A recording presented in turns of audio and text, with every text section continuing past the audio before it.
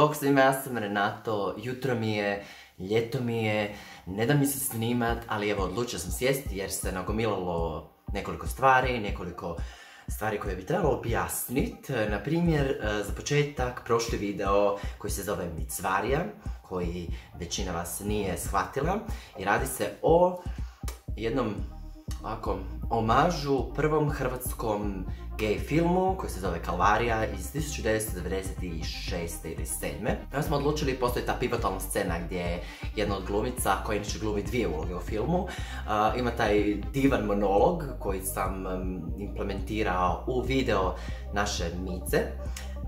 I onda su došli ti neki komentari da će mi se zvati Levijatan jer zlostavljam životinje. Dakle, situacija sa Micvom je, Micva je inače ime Mice, Micva. Situacija je s njom da ima već 16 godina, da pije tablete da bi joj se srce malo bolje ponašalo u redovnom životu. Teško se čisti, liže se tu i tamo, da, i onda smo, zapetljaju se dlaka, pa smo ju jednom na Instagramu odlučili live ošišat. I onda je ispala tako kak je ispala, znači tu je se zaplete na prstima dlaka i onda je to grozno za onak grudice budu i onda smo odlučili obrijeti. I to možete vidjeti na tom prošlom videu gdje ona ima obrijana prsta koja se usput i prljava jer teško se čisti. Pa čisto da vam pokažem, Micva je tu sa mnom i sad je već dlaka narasla, hej Micva. I ispojio je zadnji zub i zato se trajno belji, dakle nema zube, ajde belji se malo. Neće se beljit sve. Dakle, jezik je konstantno vani. I moraš slatko Mićo, uvijek više otkač, ne nagradit malo. Tako da nikakvo zlostavljanje životinja se ne događa u našoj kući, tamo iza je i jedan zamorac u kavezu u kojem smo isto imali nekakvu malu polemiku u komentarima. Zamorac živi u dobrim uvjetima, hranimo ga, napojimo ga, sve u redu. Ako ga neko želi izvaditi van, pomazit ga, pomazi se, sve u redu. To je što se tiče, dakle, životinja u našem stanu i tog prošlog videa koji, eto, sam dobio ideju da budem, malo Micva ima dlake, da budem malo kreativan i eto, ako niste gledali naš prvi hrvatski gay film Kalvarija, postoji na YouTube cijela verzija, poručam, link je u opisu tog videa.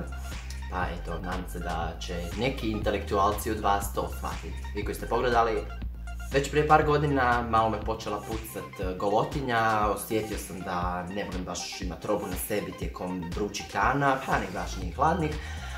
I onda sam ove godine nekako, kak ne svake godine, to sve više i više puca, malo sam na Instagramu se odlučio razgolitit. Nisam odlučio, kao realno Instagram imam samo zbog sebe jer mi je to onako odličan javni album koji, eto, mogu podijeliti s vama, možete ga pogledat, kome se sviđa, kome ne.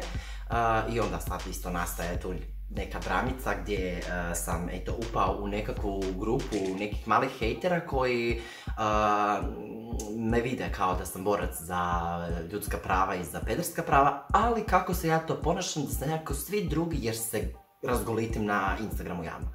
Dakle, ja smjernice Instagrama pratim i znam šta mogu staviti. Dakle, nijedna slika tamo ne stoji, a da nije, osim jedne koja, kad sam bio u Parizu pa sam snimio lika u klubu baš s kurcem vani, ok, to priznam da se maknulo, ali sve slike koje su moje i koje stavim na Instagram imaju tu neku dozu eroticizma, blage pornografije, kako god želiš, i fetiša. I nije mi problem to sad objaviti tako javno jer volim svoje tijelo i volim što sam tako, eto, mršav i blijed i vidi mi se rebra i ne znam tako to. I volim se dokumentirati tijelo jer se u jednom trenutku svog života želim prisjetiti kako je mi je tijelo izgledalo kad je bilo mlađe, kad je bilo aktivnije, kad sam se mogu pokazivati da to izgleda jer obično to tako bude da ljudi kad ostare sve manje se pokazuju, to se naslaže se, naslaga, osušiš se, naboraš, bla, iako da, s današnjom medicinom sve to malo nekako možeš izbalansirati. Tako da moja golotinja na Instagramu, evo, ja ne moram ju opravdavati, mislim, ona tamo stoji, ako me se ne sviđa, ne mora gledat, mislim, ako se vama gadi ljudsko tijelo koje svi imamo jer smo ljudi, onda je, žao mi je to vaš problem.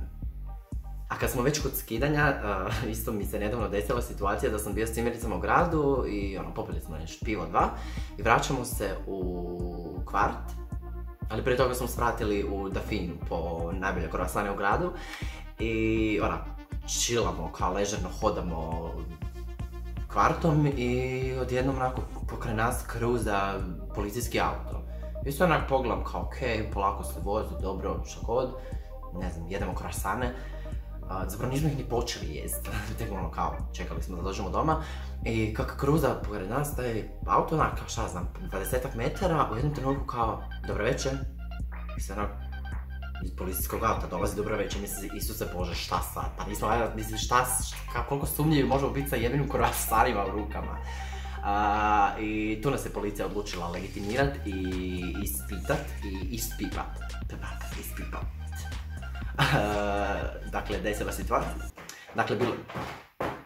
Mica! Mica je toliko stara i da ne može ući kanđe i onda te može ogrebat lagano i tako onda po kauču malo grebucka.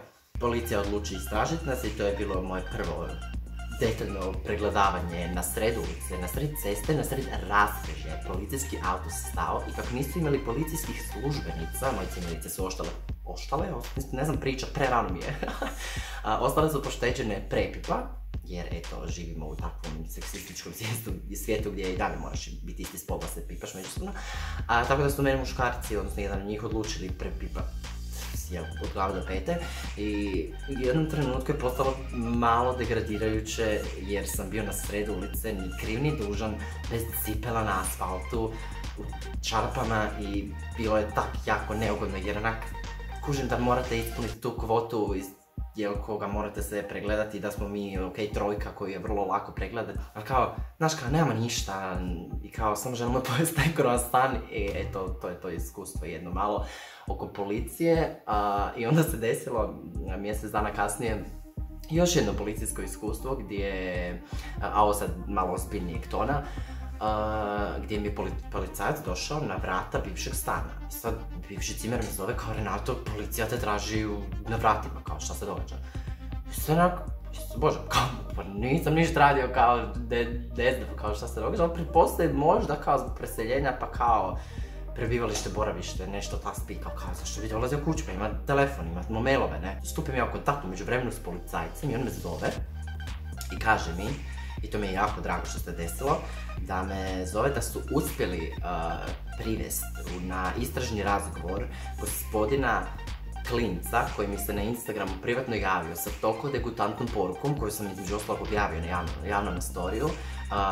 Dakle, pokucali su mi na vrata, lik ima 19 godina, odveli su do policiju, napravili razgovor kao šta koji kurac, kome ti prijetiš, koga ti želiš ubiti, koga ti želiš razapet na križu, koga ti želiš zalit benzinom i zapaliti, takve stvari. Dakle, policajac mi se javio da bi me pitao malo više o samoj situaciji, s obzirom da nije baš bio upoznat sa svime.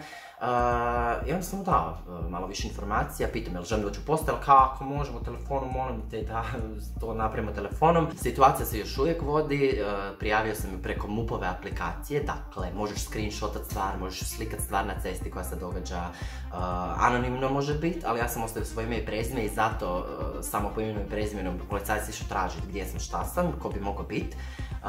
Inače se ne bi ni dogodila vjerojatno nikakva detaljnija situacija koja zna, tako da možete prijaviti govor mržnje, možete prijaviti prijetnju nasiljem, prijetnju smrću i nešto će se poduzeti po tom pitanju. Ne znam hoće li se gospodina malo klinc od 19 godina kažnjavat, bilo bi dobro da da, jer kao malo si pretjerao. Ali očigledno situacija funkcionira. Mislim, bila je smiješna situacija da mi je policajac rekao kao vi ste u Šibeniku prijavili govor mržnje, jak? Ali ja ove godine nisam bio u Šibeniku, kak pričaš, nego je zbog lokacije tog hejtera stvar dodijeljena Šibenskom okrugu, Šibenskom MUP-u i eto, onda je to sad u proceduri. Dakle, govor mržnje prijaviti, vrlo jednostavno, dakle, MUP-ova aplikacija, možeš mojim mailom, možeš telefonom, kako god, samo prijavljujte, nek se tim ubogi hejteri uplaše, nek im se tresu gaće, nek iz starci deru na njih, nek im se isprazne džepovi, jer mislim, ja to onak lijepo pričam o mici s kojom živim, o eto, policijskom pretrasu koji mi se desio iz nebuha, bože moj, baš sam kroatist. I ništa, to je to, sad idem probuditi cimericu i mislim da ću uzeti kameru jer mi je rekla da je probudim, ima razgovor za posao danas, tako da idemo kod nje i onda čao, puca bok.